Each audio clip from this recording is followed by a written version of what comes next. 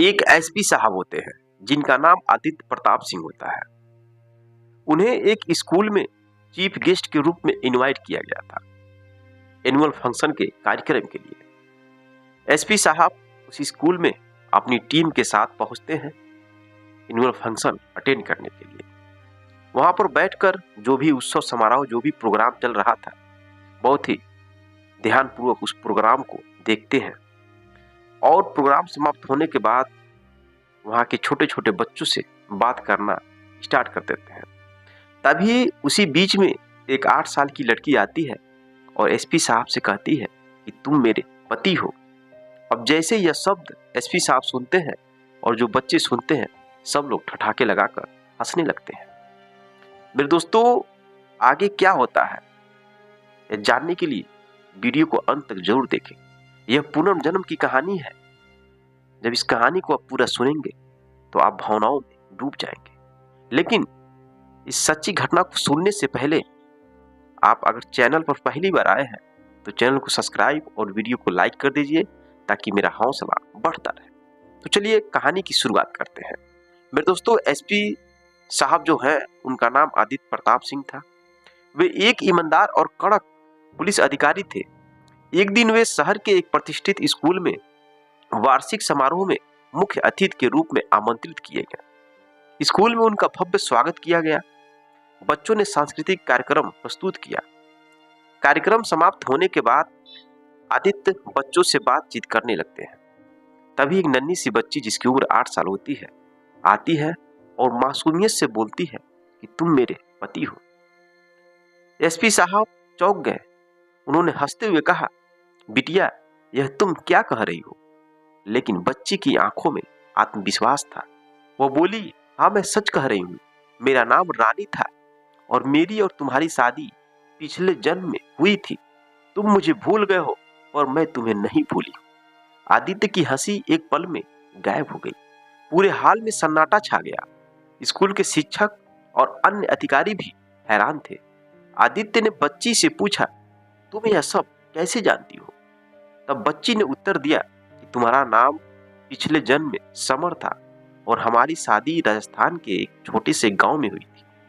हमारी शादी के कुछ ही साल बाद तुम्हारा एक सड़क दुर्घटना में देहांत हो गया था। उसके बाद मैंने भी सदमे में अपनी जान दे दी। मैं इस जन्म में वापस आई हूं, लेकिन मेरा मन अभी भी तुम्हारे साथ जुड़ा हुआ है। आदित्य सकते में आ गए। उन्होंने अचानक कुछ धुंधली यादें आदित्य सकते में आ गए। उन्हें अचानक कुछ धुंधली यादें आने लगी।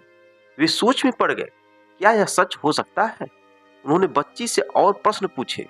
बच्ची ने उनके हर सवाल का बड़े ही सटीकता से उत्तर दिया।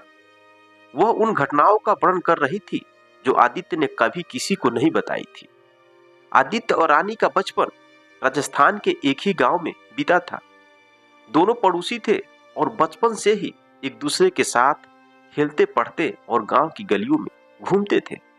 रानी शरारती थी, हमेशा किसी न किसी मस्ती में लगी रहती थी, जबकि आदित्य शांत और गंभीर स्वभाव का था। लेकिन दोनों की दोस्ती बचपन से बेहद गहरी थी। रानी अक्सर आदित्य को परेशान करती थी। कभी उसकी किताबें छुपा देती तो कभी पेंसिल तोड़ देती। लेकिन जब भी कोई आदित्य को परेशान करता था तो रानी हमेशा उसकी ढाल बनकर सामने खड़ी हो जाती थी। धीरे धीरे दोनों बड़े हुए और उनकी दोस्ती प्यार में बदल गई। गांव के मेले में वे एक साथ जाते, पेड़ों की छांव में बैठकर घंटों बातें करते और नदी के किनारे बैठकर अपने भविष्य के सपना देखते थे।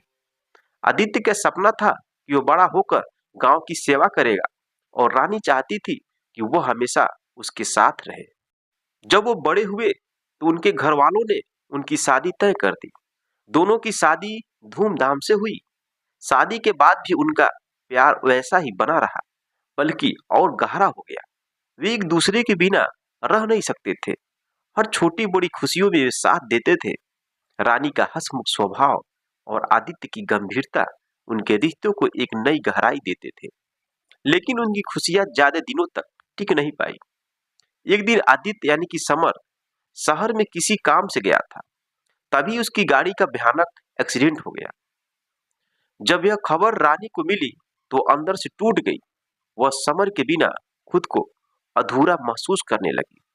कुछ महीने के बाद उसने भी अपनी जान दे दी। आदित्य को अब यह यकीन होने लगा कि यह कोई साधारण बच्ची नहीं थी। वे अपने अतीत की गहराई में डूबते चले गए। एसपी साहब को अब यकीन होने लगा यह कोई साधारण बच्ची नहीं थी। वे अपने अतीत की गहराई में डूबते चले गए। उन्होंने बच्ची के माता पिता से अनुमति लेकर उसे अपने साथ राजस्थान के उस गांव में ले जाने का निर्णय लिया जहां का जिक्र वह कर रही थी। वहां पहुंचते ही बच्ची ने रास्ता बताया और सीधे उस पुराने घर के पास लेकर चली जाती है जहां आदित्य यानी समर और वह रानी एक साथ रहते थे। बच्ची ने घर की हर एक चीज को पहचानना शुरू कर दिया। उसने वहां रखी पुरानी तस्वीरों को, वस्तुओं को भी पहचान लिया। यह देखकर गांव वाले भी हैरान हो गए। कुछ बुजुर्गों को समर और रानी की कहानी याद भी थी। वे बोले, यह चमत्कार ही है, यह बच्ची सच कह रही है। अब आदित्य के मन में सवाल उठने लगा, क्या पुनर्जन्म वास्तव में होता है? क्या यह बच्ची सचमुच उनकी पत्नी थी? अगर हाँ, तो अब आगे क्या होगा? आदित्य ने बच्ची को स्नेहपूर्वक देखा।